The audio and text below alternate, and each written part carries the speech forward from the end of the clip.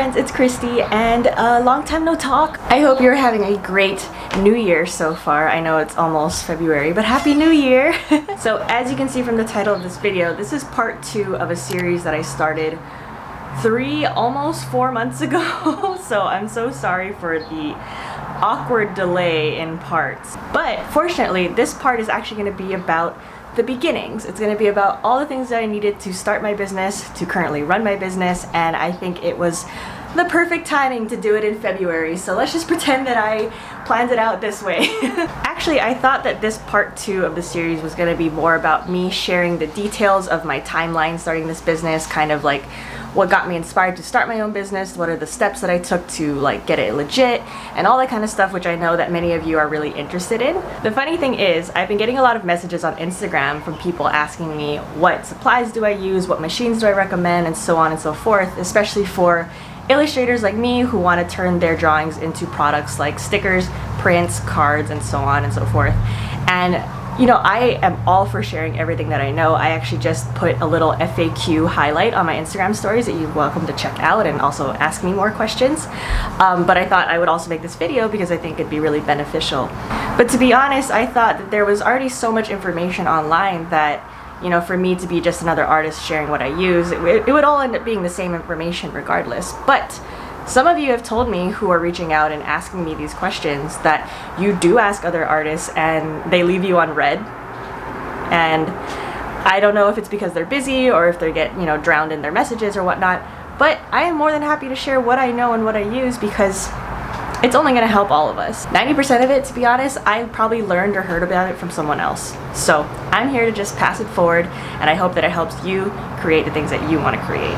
But if you are interested in that video of me talking about literally the beginning stages of starting my business and everything that I did to run it, get it going, and then eventually quit my job to do this full time, please comment below and let me know what you're interested in. And if you have questions about that whole kind of chunk of history, then please leave it in the comments below. But let's get into some of the things that I use to run my business. Okay. Let's start off with devices. So I actually have 2 printers in my studio. The first one is this Epson Workforce, which I've had for years, all throughout college and maybe even high school, I'm not too sure. But it's just your standard office inkjet printer. I mainly use it to print invoices and other everyday documents, and it does have a scanner, which my other printer does not have, which I'll show you in a bit. And to be honest, I actually started making stickers with this printer. Of course, the printing quality was not that great, but it still got the job done, and it could print on standard sticker paper. Speaking of paper, I just used the Amazon Basics multi-purpose copy paper, which you can buy in bulk for a very affordable price. And I've also found a off-brand ink brand that I use for both the Epson and my Canon printer. So this is the one that I use for my Epson. It's super affordable. It works just as well as the name brand one, and so I highly recommend finding an off-brand ink cartridge that works for you. The other printer that I have is a Canon, and although this model in particular is very popular amongst artists, I heard it's also sold out in a lot of stores, but I heard the Pixma brand in general is really great, so I highly recommend them. It's so cute. It barely has any buttons. It has no screen. It's the most minimal design I've ever seen, but it folds up really nicely. It's lightweight. It's great. It also is backloading for paper, and so it allows you to print on really thick cardstock if you want to. Of course, the printing quality is really great because it is Canon and it's used to printing photo-ready prints, but it works perfectly for stickers and prints and greeting cards, which is all the things that I use it for. I just want to add, for the off-brand ink that I use for the Canon printer, I was using it for a whole year pretty much, and then all of a sudden I had a day where my computer said the ink was not compatible. I tried swapping it out for new cartridges but still using that off-brand, and it was not taking it. So I actually had to go to Target and buy the Canon brand ink. I used that, and then after that cartridge ran out, I went back to the off-brand ink and it worked okay. It did not mess with my printer at all. It didn't mess with the ink quality or anything like that, but it was something that I had to be aware of, so I suggest keeping a Canon cartridge just in case you have that experience. Here are some of the paper and supplies that I use with the Canon printer to create certain products. I like the Hammermill Premium Color Copy paper, which you can order on Amazon, and there's two different weights that I like to use. This is the 32-pound weight or thickness. It's a little bit thicker than your average copy paper, and the colors come out really vibrant. The paper is smooth. I also like to design these cover sleeves for packs of products, so this is like a vinyl sticker pack, for example. I also have a print pack here as well, and I use it on that nice paper. The second type of paper that I use is the 100-pound, which I think is the thickest option. It is pretty much cardstock.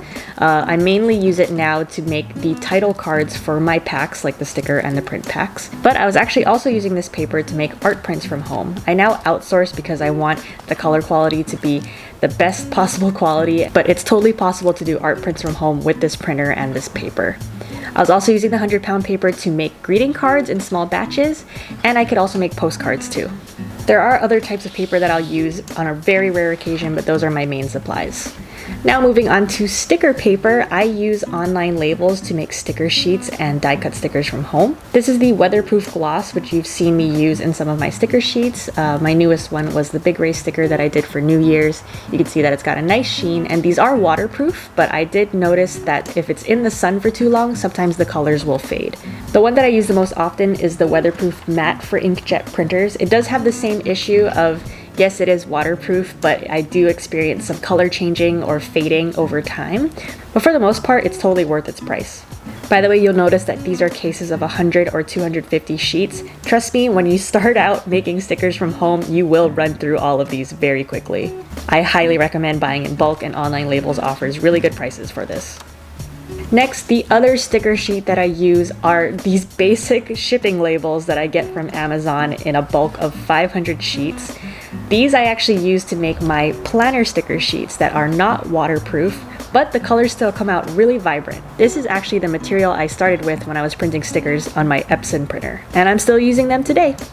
Another really great product that I recommend are Avery labels. Not only can you make products out of this, but it's also great for packaging. I use these for return labels, as well as some of the labels for my products like washi tape and notepads. What's great is that they have a variety of sizes and it's all pre-cut, so all you need is a printer. Moving on to actually making sticker sheets from home. Here I am using those basic Amazon shipping labels, printing them on my Canon printer.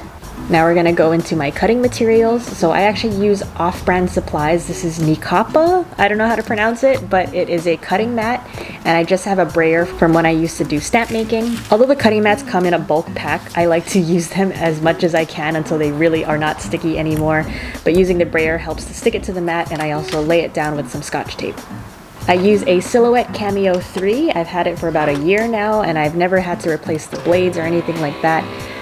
A trick that I saw is to stick a ruler under it if you have your machine sitting at the edge of a shelf like how I do, and so this helps the mat stay a little bit more level. I recommend the Silhouette brand over the Cricut machines, which is the more well-known company, because of a few reasons. First of all, Silhouette comes with its own program called Silhouette Studio, and I find it really easy to use.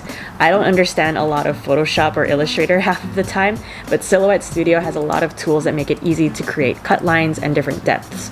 Speaking of depths, I heard that Cricut machines do not cut different depths all on the same run, which is something that Silhouette does. You'll see that the machine cuts out the little washi tape strips or stickers without cutting all the way through the design, and then it'll go back and reset its blade so that it can cut all the way through the paper and create the outline of the sticker sheet. Moving on to things on my work desk, I do use a Dymo label printer, but the only reason why I got it was because there was a deal when I got my P.O. box. It does give me a lot of problems like a lot of people experience, but it does get the job done. I do all of my digital illustrations on a 2020 11-inch iPad Pro with a 2nd gen Apple Pencil, and I use the app Procreate. This is my new Asus gaming laptop since my old one died last year. I've only had it for a few months, but it's really good at processing and running multiple programs at once. These are two of my favorite books that I always keep on my desk to refer back to. It's become a crucial resource for me running my business as an illustrator, and I highly recommend you check these out. Also on my desk are my new passion planner that I'm using for this year and my bullet journal. I use both in combination to stay organized and to get stuff done. On the other side of my work desk is the shelf that holds all of my shipping and packaging supplies. I'm currently in the process of trying to find a standard size and system for everything, but being that I now have a lot of different types of products, I was buying a variety of sizes of bags and sleeves or whatever just to see what works. I also like to change up my thank you cards with a free print on the back, as well as my business cards and the freebie stickers of the month. I also like to save packing materials from boxes that I get, and then I recycle them with orders for my shop. Not only does it save waste, but it also saves me on some cost, because bubble wrap is expensive. Being that I now have larger stationery products like washi tape, sticky notes, and notepads, I had to also invest in these foldable boxes that I get all from Amazon. Over the years, I've invested in so many organizational things: boxes, bins, drawers, shelves, tables, and whatnot, all for my products and inventory. I'm also always switching it up, so maybe I'll just go over everything in a proper studio tour. Well, I hope this was helpful or at least interesting to you. I really appreciate your support and for following along on my journey. Please feel free to subscribe and check out my other videos here on YouTube. I also have a Patreon page if you'd like access to exclusive products and content and more.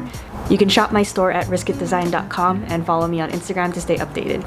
Sending you virtual hugs, big cups of coffee, or whatever your beverage of choice is, and I'll see you somewhere online. Bye!